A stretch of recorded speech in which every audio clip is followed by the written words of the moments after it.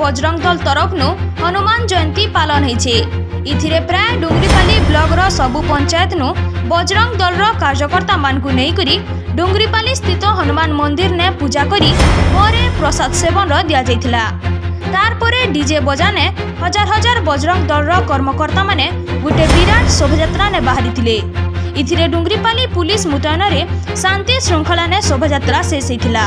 इस शोभायात्रा के सुचारू रूपे कार्यक्रम में सहयोग करथिले रिंकू भाई, आशीष भाई, राज भाई, बुलू भाई, लोटन भाई, देवाशीष भाई, शुभम भाई, दयाराम भाई, बुधू भाई, कार्तिक भाई, अनिल भाई, राहुल भाई, बादल भाई, सिलू भाई।